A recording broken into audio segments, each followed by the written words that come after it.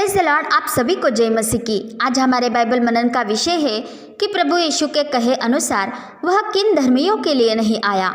प्रभु यीशु ने कहा कि मैं धर्मियों के लिए नहीं परंतु पापियों को मन फिराव के लिए बुलाने ही इस जगत में आया। परंतु हम देखते हैं कि परमेश्वर ने कहा है कि कोई धर्मी नहीं, एक भी नहीं। तथा रोमियो की पत्री में कहा गया है कि सबने पाप किया है और परमेश्वर की महिमा से रहित हुए, क्योंकि आदम के आज्ञा न मानने से पाप ने इस जगत में प्रवेश किया और पाप के द्वारा मृत्यु आई और इस रीति से मृत्यु सब मनुष्यों में फैल गई, इसलिए कि सबने पाप किया। परंतु परमेश्वर ने जगत से ऐसा प्रेम रखा कि उसने अपना इकलौता पुत्र दे दिया, ताकि जो कोई उस पर विश्वास करे वह नाश न हो परंतु अनंत जीवन पाए। अर्थात इसलिए नहीं कि जगत पर दंड की आज्ञा दे, परंतु इसलिए कि जगत उसके द्वारा उद्धार पाए। तो यहाँ पर प्रभु यीशु किन धर्मियों की बात कर रहा है? प्रभु यीशु ऐसे धर्मियों की बात कर रहा है जो आप ही अपने आप को धर्मी ठहराते हुए कहते हैं कि हम में कुछ भी पाप नहीं, हमने कोई पाप नहीं किया,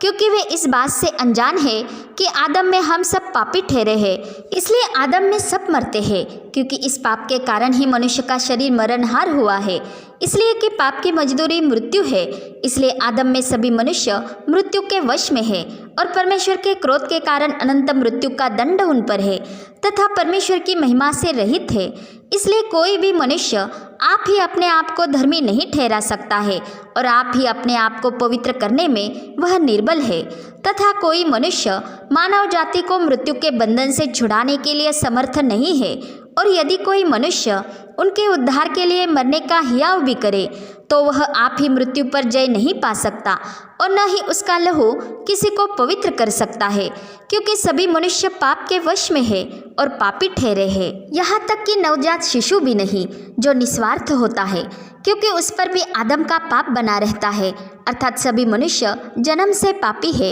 इसलिए हर एक मनुष्य के लिए उद्धार की आवश्यकता है, अन्यथा वह पापमय शरीर में ही नाश हो जाएगा और उसके आत्मा का उद्धार न हो पाएगा। इसलिए जब हम निर्बल ही थे तो मसीह यीशु ठीक समय पर भक्तिहीनों के लिए मरा, ताकि जगत के पाप हर ले जाए और मृत्यु को हराकर मृत्यु पर सत्ता पाने वाले शैतान को निकम्मा कर दे और मनुष्य के प्राण अधोलोक के वश से छुड़ाए जाए। इसलिए परमेश्वर की समानता में होकर भी यीशु मसीह ने अपने आप को शून्य कर दिया और मनुष्य की समानता में हो गया और इस संसार में दुख उठाकर उसने पिता की आज्ञा का पालन किया और दुख उठाकर ही वह सिद्ध हुआ, क्योंकि परमेश्वर को यही अच्छा लगा कि जब वह बहुत से पुत्रों को महिमा में पहुंचाए तो उनके उद्धार के कर्ता को दुख उठाने के द्वारा ही सिद्ध करे। इस रीति से मसीह यीशु मानव रूप में होकर पिता परमेश्वर के सम्मुख निर्दोष और निष्कलंक बना रहा। वह परमेश्वर का धर्मी दास बना रहा और पिता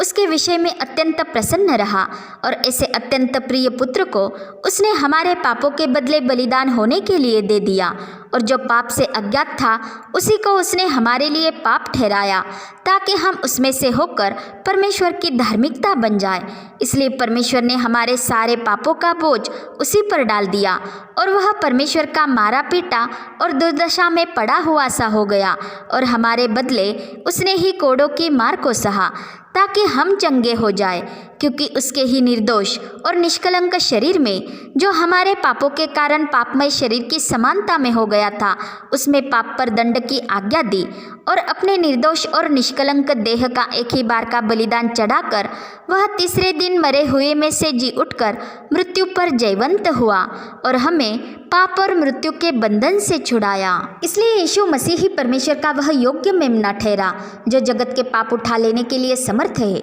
और वो ही उसका पवित्र पुरुष है जिसके द्वारा उसने हम मनुष्यों से नई वाचा बांधी है, जिसके तहत अब कोई भी व्यवस्था के अधीन नहीं परंतु उसके अनुग्रह के अधीन है, ताकि पाप की प्रभुता हम पर न हो। क्योंकि यीशु मसीह ने अपने ही लहू के द्वारा एक ही बार उस परम पवित्र स्थान में प्रवेश किया जो हाथ का बनाया हुआ नहीं परंतु जहाँ पर पिता विराजमान है, और हमारे लिए अनंत छुटकारा प्राप्त किया। इसलिए कोई मनुष्य अपने कर्मों के द्वारा उद्धार नहीं पा सकता और न ही वो किसी कर्मकांड के द्वारा पाप क्षमा पा सकता है और न ही कोई नियम शास्त्र के कामों से धर्मी ठहरता है। और यदि कोई ऐसी बातों पर निर्भर होकर आप ही अपने आप को धर्मी ठहराने का प्रयास करता है तो वह मसीह यीशु का मानव जाति के लिए मरना व्यर्थ जानता है और परमेश्वर के अनुग्रह को अपने लिए व्यर्थ कर देता है, क्योंकि परमेश्वर की नई वाचा के अनुसार उसके अभिवचन का आधार यीशु मसीह पर विश्वास करना है।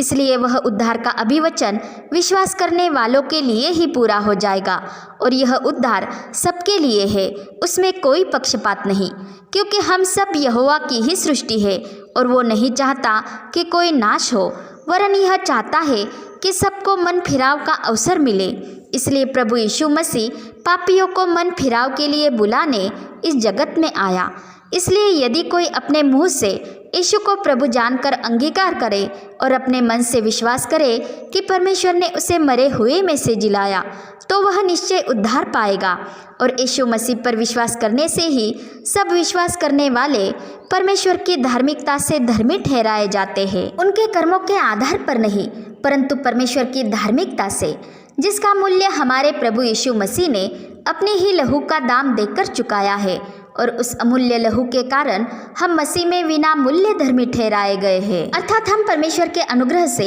यीशु मसीह में छुटकारे के द्वारा बिना मूल्य धर्मी ठहराए जाते हैं, क्योंकि यीशु मसीह के अनमोल लहू से हम मोल लिए गए हैं और पवित्र आत्मा को हमारे हृदय में भेजा गया है। इसलिए अब हमें पुनः शरीर की बुरी लालसाओं के अधीन नहीं होना है, क्योंकि शरीर आत्मा के विरुद्ध में लालसा करता है और यदि हम उसके अनुसार चले तो पाप पुनः हमारे मरणहार शरीर में राज्य करने लगता है और हम जीवन से परे होने लगते हैं। इसलिए हमें पवित्र आत्मा की प्रेरणा से चलना अवश्य है ताकि हम मसीह के वचन के अनुसार चले और मसीह में बने रहे, क्योंकि परमेश्वर की आज्ञा के खिलाफ आचरण करना स्वैराचार है और पाप स्वैराचार ही है और हम पाप के साथ परमेश्वर से सहभागिता नहीं रख पाएंगे, क्योंकि धार्मिकता और अधर्म का मेलजोल हो ही नहीं सकता। जैसे ज्योति और अंधकार की संगति कदापि नहीं होती।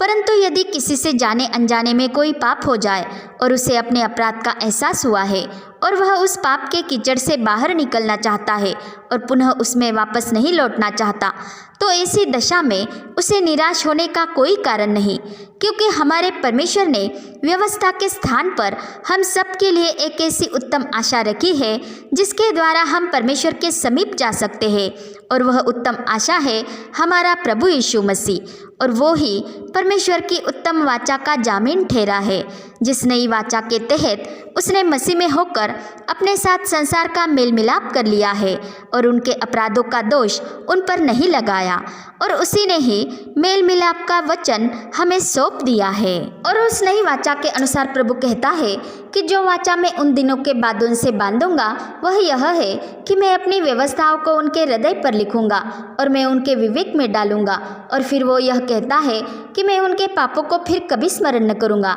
और जब इनकी क्षमा हो गई है तो फिर पाप का बलिदान न रहा, क्योंकि यीशु मसीह की देह के एक ही चढ़ावे के द्वारा जो पवित्र किए जाते हैं उन्हें उसने सर्वदा के लिए सिद्ध कर दिया है, क्योंकि वो ही हमारे पापों के बदले अपने ही देह का एक ही बार का बलिदान सर्वदा के लिए चढ़ाकर परमेश्वर के दाहिने जा बैठा। अर्थात मसीह यीशु ही हमारे लिए अंतिम बलिदान है, जिसके लहू में हमने छुटकारा अर्थात पापों की क्षमा पाई है, और वो ही पिता के पास हमारा सहायक है जो धर्मी है। इसलिए यदि हम अपने पापों को मान ले तो वो हमारे पापों को क्षमा करने और हमें सब अधर्म से शुद्ध करने में विश्वास योग्य और धर्मी है। परंतु यदि कोई कहे कि हमने पाप नहीं किया और आप ही अपने आप को धर्मी ठहराता है तो उसका पाप बना रहता है, क्योंकि ऐसा जन परमेश्वर को ही झूठा ठहराता है और उसके वचन को अपने में जगह नहीं देता, जो वचन प्रभु यीशु मसीह आप ही है। और ऐसे ही धर्मियों की ओर निर्देश करते हुए प्रभु यीशु ने कहा